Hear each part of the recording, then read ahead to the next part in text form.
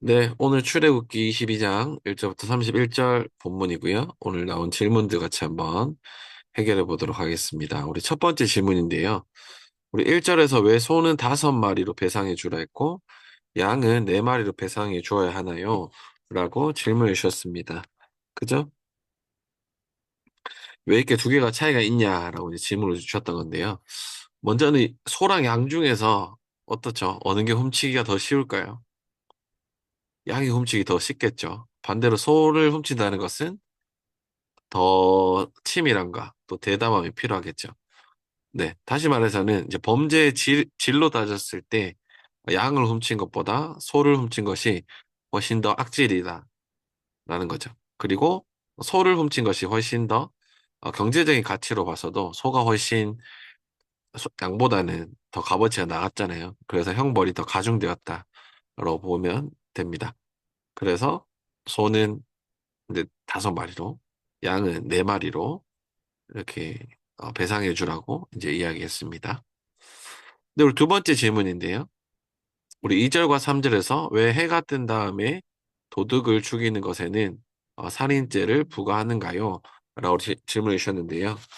뭐 본문도 보셔서 아시겠지만 2절에 보면은 밤에 도둑이 몰래 들어온 것을 알고 그를 때려 죽였을 때는 죽인 사람에게는 살인죄가 없다라고 이제 했는데 이제 3절에서 보면 해가 뜬 다음에 이런 일이 생기면 살인죄가 있다라고 이제 차이가 있죠. 그 이유는 뭐냐면은 먼저는 어, 밤에 그 도둑이 침입했을 때는 그런 가족의 생명에 그런 위험한 상황들이 훨씬 더 많이 있었기 때문에 가족을 지키기 위해서 정당방위로 어, 살인이 인정되었다는 거죠. 네, 정당방위였다는 거죠. 특히 밤에 침입했다는 것은 밤에 사람들이 집을 비우지 않잖아요. 근데 여차하면은 또 그 집에 있는 사람들을 해할 수 있는 위험이 있었잖아요. 그렇기 때문에 밤에는 도둑을 때려 죽여도 정당방위로 인정된다는 거죠. 근데 낮에는 어떻죠? 낮에는 정당방위로 이제 인정받을 수 없다는 거죠. 왜냐하면 낮 시간에는 주인에게 도둑을 또 물리칠 수 있는 여러 가지 가능성들이 있었기 때문이라고 봐야 될 것 같아요. 그래서 도둑의 들어오는 행동들을 지켜본다거나 그리고 이제 밤보다는 낮에 좀 더 일찍 눈에 띄기 때문에 좀 더 일찍 네, 대처할 수 있었을 것이고 또 혼자서 힘들면 이웃에게 요청할 수 있었기 때문에 낮에는 뭐 어떤 밤보다는 어떤 불가항력적이다라고 말할 수 있는 경우가 이제 적겠죠. 그렇기 때문에 낮에는 어떻게 보면 살인죄가 적용된다라고 이제 보여지는 거죠. 그래서 하나님께서는 어떤 이러한 범죄자라 할지라도 그 생명을 가볍게 보시진 않으신 것 같아요. 네, 그렇게 보시면 될 것 같습니다.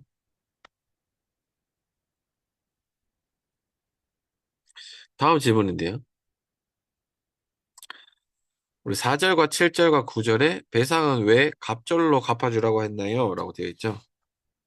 네, 4절에 보면은 도둑한 짐승이 아직까지 살아있다. 그때는 이제 두 갑절로 갚아주라 라고 했고요. 우리 7절에서 어떤 사람이 도둑이 들었는데 도둑이 잡히면은 그 집안의 물건을 갑절로 갚아줘야 된다라고 얘기했고요. 또 9절에서도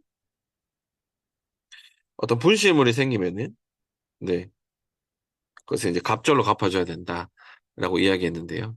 여기서 이제 2배로 갚아줘야 된다라고 했던 것은 쉽게 얘기하면 이 사람이 도둑이 소를 훔쳤어요. 근데 소가 죽지 않았죠. 근데 이제 소를 다시 돌려줬을 뿐만 아니라 자기가 가지고 있던 그런 소의 값과 또 동일한 값을 배상해 줌으로써 어떻죠? 도둑에게 재산상의 손해를 준다라는 의미가 있어요. 그게 쉽게 하면 이런 거죠. 내가 휴대폰 하나 가져왔어요.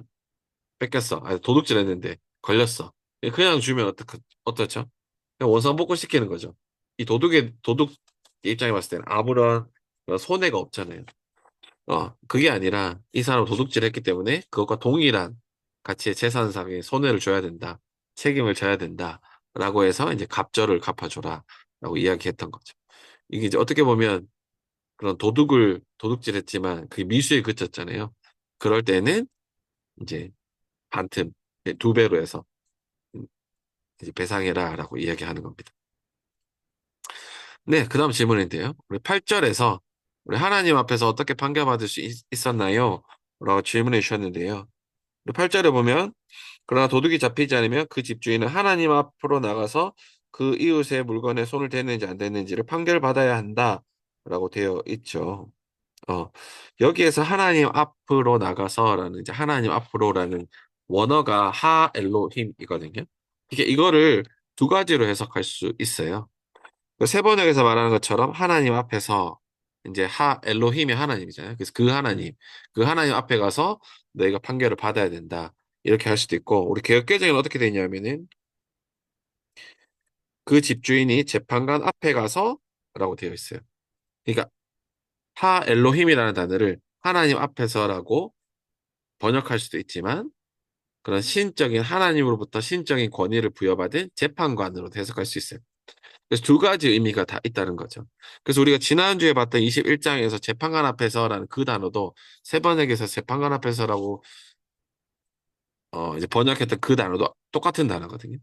그러니까 여기서 말하는 단어는 두 가지가 해석될 수 있다. 하나님 앞에서 그리고 재판관 앞에서라고 해석될 수 있다라는 거죠.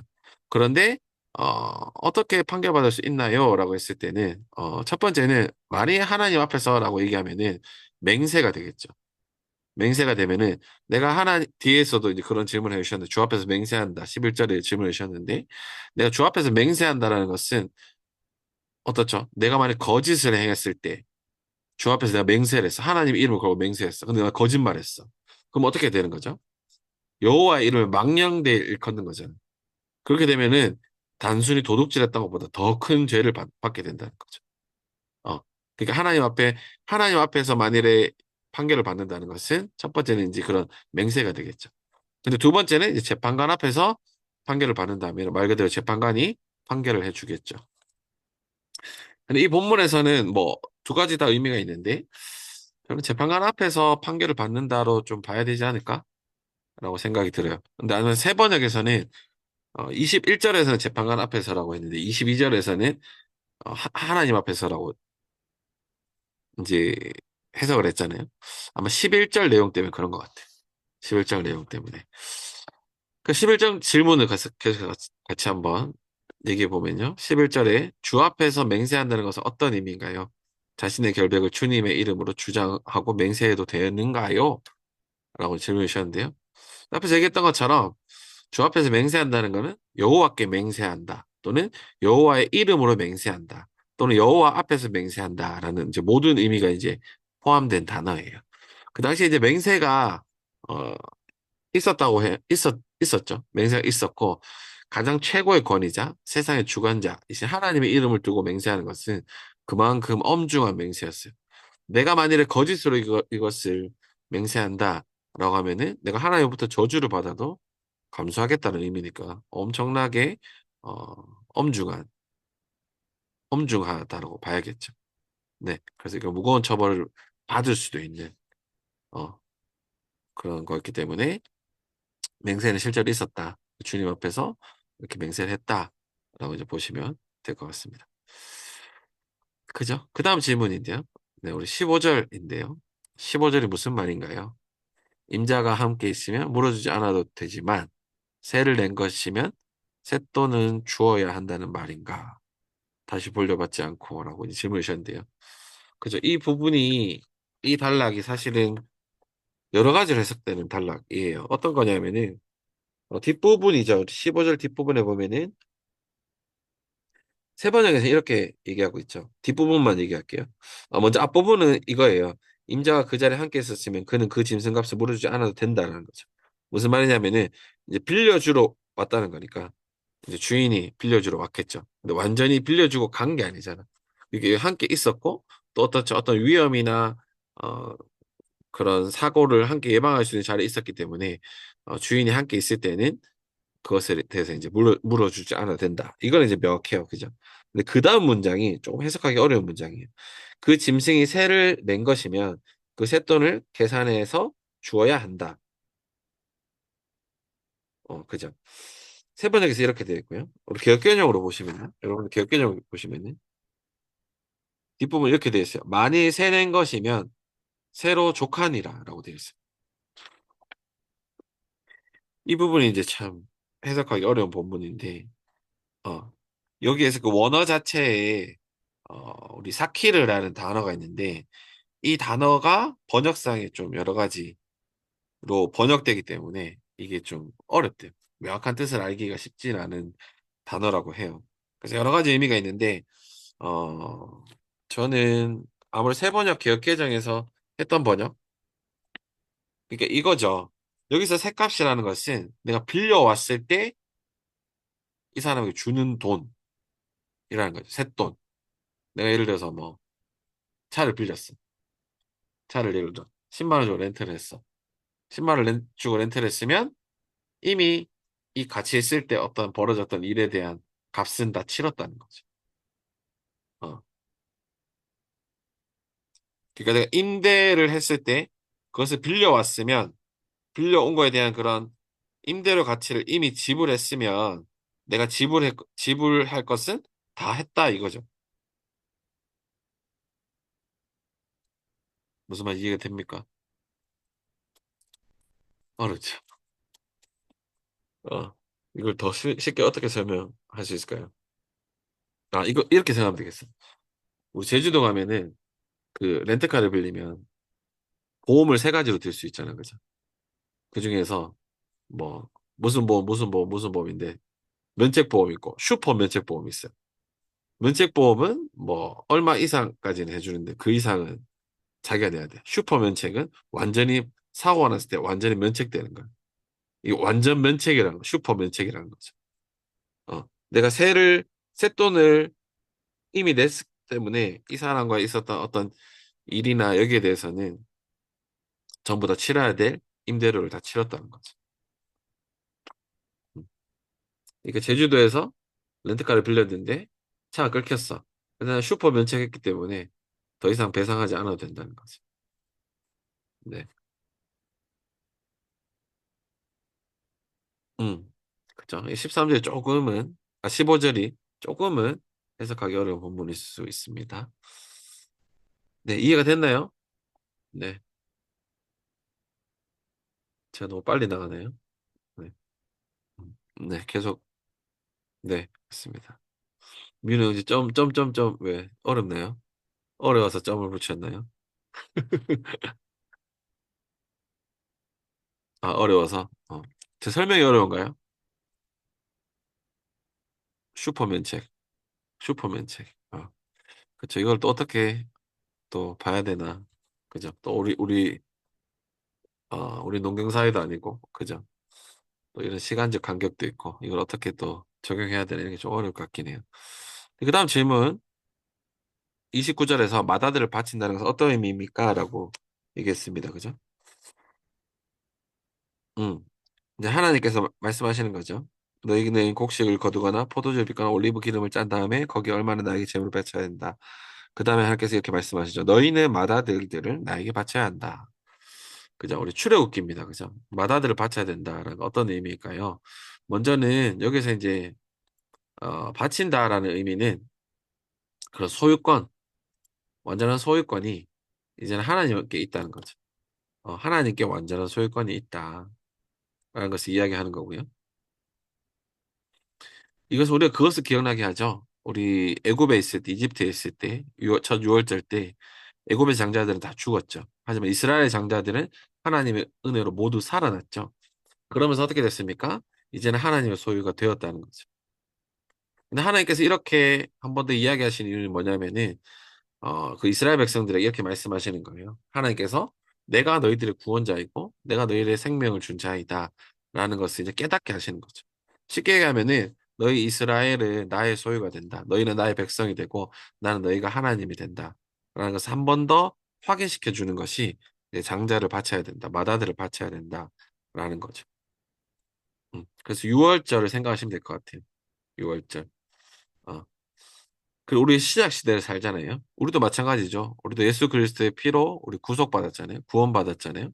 그 구원받았다가 어떤 겁니까? 이제는 우리의 생명이나 삶이 우리 것이 아니라 예수님께서 우리의 삶의 주인이 되신다. 예수님 우리의 주님이 되신다. 그리스도가 되신다라는 고백이 있잖아요. 그것입니다. 여기서 맏아들을 바친다는 것. 그것은 그 맏아들이라는 것은 이스라엘의 그런 장자잖아요. 이스라엘 전체를 대표하는 의미인데, 이제 이스라엘은 하나님의 것이 되었다. 너희의 주인은 하나님이다. 여호와 하나님이다. 라는 것을 의미하는 것이 이제 맏아들을 바친다라는 의미입니다. 네, 우리 그 다음 질문인데요. 우리 30절에서 처음 난 것을 여드렛 날에 바치는 이유는 무엇인가요?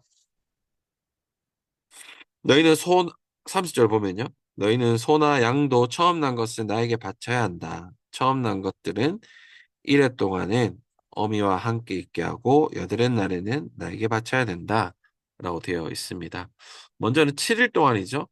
7일 동안은 어미와 함께 있게 하라라고 했어요. 먼저는 어떻죠? 태어나서 7일 동안 어미의 젖을 빨아야겠죠. 어미에게 젖을 먹어야겠죠. 그리고 또 어떻죠? 힘들게 출산한 어미도 이제 새끼에게 이제 젖을 빠는 동안 함께 있을 수 있는 시간이 필요했겠죠. 그리고 어떻습니까? 그 7일이 필요했고, 그 7일이 있는 동안 어떻게 됐죠? 그런 가축은 이제 온전한 형태, 완전한 형태를 이제 갖추게 된다는 거죠. 우리 7이라는 숫자는 성경에서 특별히 완전수이죠. 하나님께 속한 거룩한 수예요. 그러니까 이게 무슨 말이냐면은 이제는 7일 동안 하나님께 제물로 바쳐질 준비가 완전히 이루어졌다라는 거예요. 그리고 나서 여덟의 날, 8일째 되는 날에 비로소 하나님께 드려야 된다라는 거죠. 음. 그러니까 이 8일째라는 것은 또 추가로 얘기하면은 새로 태어난 사내 아이도 할례를 행할 때 8일째에 이제 할례를 행해라라고 얘기하잖아요. 그것도 마찬가지 의미가 있는 거죠. 이제 7이라는 온전하게 바쳐진 존재. 그러니까 이런 이제 사나이를 바칠 때 이제 온전히 바쳐진 존재이다. 완전히 바쳐진 존재이다. 이런 뜻이죠. 그래서 8일이라는 용어는 그런 의미가 있다. 이제 7일 동안 7일이 완전수이죠. 완전하게 제물로 바쳐질 준비가 되어 있었고 바쳐질 존재이고 그리고 8일째 이제 하나님께 드리는 거죠. 그런 의미가 이제 여덟의 날에 바치는 이유가 있습니다. 태어나자마자 바로 바치는 것도 아니고, 여러 날에 바치는 것도 아니고, 7일은 완전수, 하나님께 속한 거룩한 수, 그 완전하게 준비된 시간, 그리고 하나님께 바쳤다. 이렇게 생각하시면 될 것 같습니다. 네, 우리 질문 해결하는 동안 우리 장현 형제께서 질문해 주셨는데요. 우리 21절이죠. 너희에게 몸부쳐 사는 나그네를 학대하거나 억압해서는 안 된다. 너희도 이집트 땅에서 몸부쳐 살던 나그네였다. 본문 내용 중에서 나그네랑 억압이 어떤 뜻인지 궁금합니다. 그렇죠. 나그네는 그러니까 뿌리 내린 사람이 아니라 언제든지 떠날 수 있는 존재였다는 거죠. 그리고 그 당시에 나그네라는 존재는 약자였어요. 언제든지 핍박을 받을 수 있는 그런 존재가 이제 나그네였죠. 그 위험이 늘 따랐던 존재가 나그네였죠. 그러니까 너희도 이집트의 정착민이 아니라 이집트에서 나그네로 살았다. 거기서 대우 못 받고 그 지난주 말했던 것처럼 히브리라는 단어 자체가 민족적 의미가 아니라 계층적 의미라 했잖아요. 가장 하찮은 그런 대우를 받던 사람들이었다. 그렇기 때문에 너희도 나그네를 이제 억압해서는 안 된다. 억누르거나 압력을 행하거나 괴롭혀서는 안 된다. 이런 말이죠. 네. 그런 의미가 21절에 또 담겨 있습니다. 그렇죠. 하나님께서는 철저하게 이번 주 본문에 보는 것처럼 참 약자의 하나님이신 것 같아요. 그래서 너희가 고아와 과부를 그 다음 22절도 보면 고아와 과부를 괴롭히지 마라. 그러면 너희 아내와 자녀가 고아와 과부가 된다. 나는 약자들의 기도를 들어줄 수밖에 없다. 이렇게 말씀하시잖아요. 그렇죠. 네, 그런 또 약자들의 하나님에 대한 내용들을 볼 수 있었습니다. 네, 질문들이 오늘 많아서 제가 좀 빠르게 진행했는데 여러분들 잘 이해되셨는지 모르겠네요. 네. 한번 또 제 유튜브에 또 올릴 테니까요. 혹시 한 번 더 확인해 보시려면 또 유튜브 참고하시면 될 것 같고, 또 하시다가 또 주중에 잘 해결되지 않은 질문들 좀 더 명확히 알았으면 좋겠다는 질문도 있으면은 저한테 또 겐톡으로 연락 주시거나 연락 주시면 또 다시금 설명드리도록 하겠습니다. 네. 또 추가로 궁금한 거 있을까요? 없으시면 네, 우리 질문 해결하는 시간은 이렇게 마치도록 하겠습니다.